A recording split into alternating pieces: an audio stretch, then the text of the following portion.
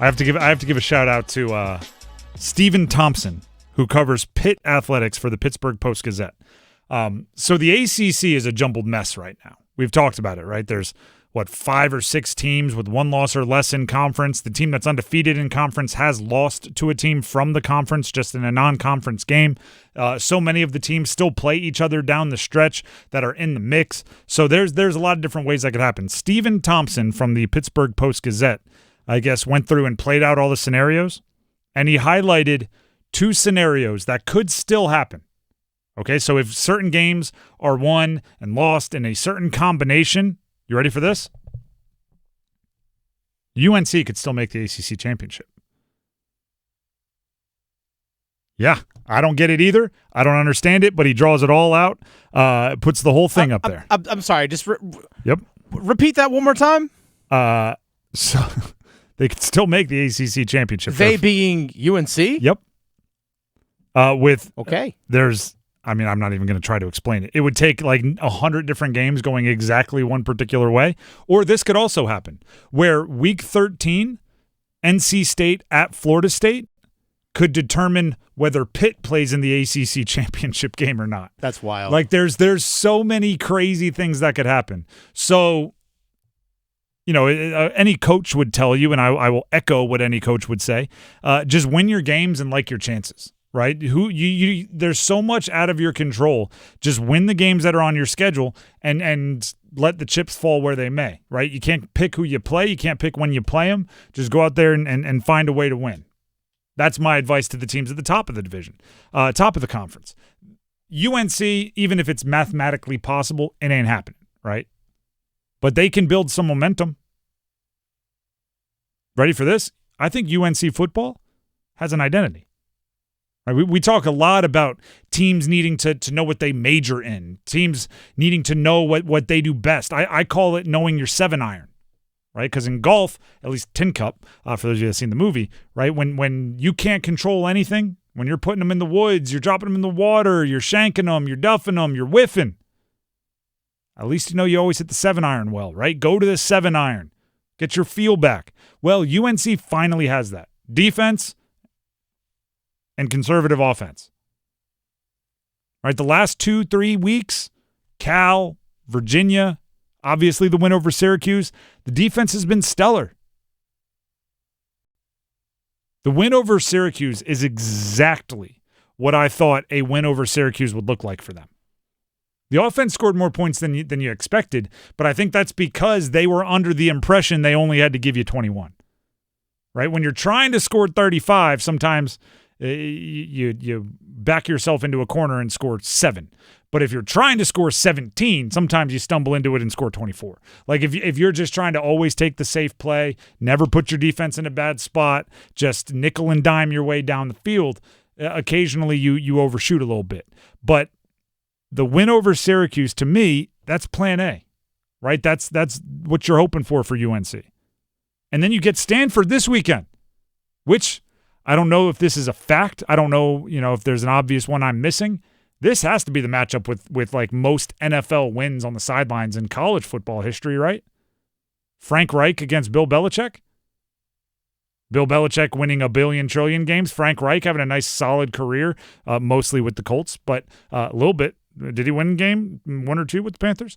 Did he go 0 for 11? He wasn't 0 for 11. No, he won 1. Yeah, there you go. So it adds to the total. Yeah. You got a lot of NFL people on the sidelines is what I'm getting at here. Unfortunately, for both teams, hasn't added up to much offense. UNC's offense, not great. Stanford's somehow worse. 17.8 points per game, dead last in the ACC for Stanford. If you come into a team that's averaging under 18 points per game, and you have a defense that's already telling their team, like, listen, we'll hold anybody to 20 points or less if that gives us a shot. How low does the expectation go for Stanford's offense? 10? Can you realistically look at UNC's offense right now and say, if you give us 4 field goals, we win? That's plan A for UNC. I don't think they have a plan B. I don't think they have a what happens if Stanford scores 21 in the first half. I don't think they have an answer for that. They can't afford that. That's a luxury that's out of their price range right now based on their roster. But they can darn sure do everything they possibly can to make plan A work. Defense and whatever you can squeeze out of your offense, especially against a team like Stanford. And if you do, suddenly, back-to-back wins, Power 5 wins, Power 4 wins, whatever it is. Watch out. Duke, on the other hand, they're going to UConn. It's tomorrow at 3:30. I've said Duke basketball a few times, Freudian slip talking about this one. Duke basketball plays tomorrow. I have an idea for this one. Duke and UConn seem to be playing football against each other like every year, right? I remember they played once when Cooper Flagg was visiting UConn. Yeah, that's right. That was a couple years ago. And then last year, I believe they played. This year, they're playing again. I have an idea. Okay. Rivalry trophy. All right. But it's a reverse rivalry trophy. The winner doesn't take it home. The loser takes it home. And it says basketball school. Ha!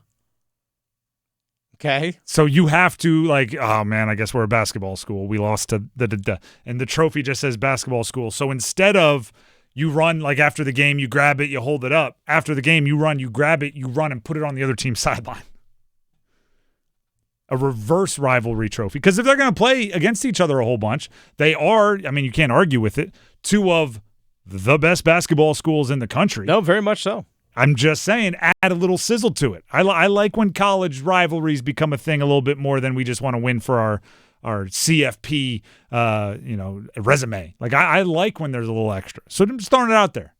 Neither will ever agree to it because they never want to admit that their basketball teams are good. But it's just an idea, trying to think outside the box here. The other part that's interesting about this game, and I said it earlier, is Duke is the betting favorite to win the ACC by actually a decent amount of odds difference on FanDuel. The betting favorite to win the ACC. That's not impacted at all, meaning their actual chances of winning the ACC by this game. Right? It's conference record that decides who makes the ACC championship, and this is not an ACC game. So this game matters as far as are you playing well and you want to win every game and bowl eligibility and all these other things, but lose this one, you could technically, again, with all these different scenarios, go win the ACC championship still. So what are you looking for? Obviously a win, don't get me wrong, but I'm interested in this chase that Duke has for the complete game. And Manny Diaz brought it up yesterday when we talked to him here on this show. If they can take the defense that played against Georgia Tech and the offense that played against Clemson, they really got something there. Now that is not possible, right? You can't do that. But it's something we've been talking about with Duke as well, which is if they ever put it together, which is a big if, but if they ever put it together, if Terry Moore can return, if Chandler Rivers is playing great, if Vincent Anthony Jr. is getting after the quarterback like he was early in the year, if the offense continues leading the country in passing yards, and if the running game with Nate Shepard can get going, and if they got something that wouldn't only be a threat to win the ACC, they probably wouldn't want to be a team you'd face in the first round of the CFP. Right? They'd be the spunky 12 versus 5 in March Madness. They'd be a team that you don't want to see. But you got to put it together, right? Then none of that is guaranteed. None of that is possible.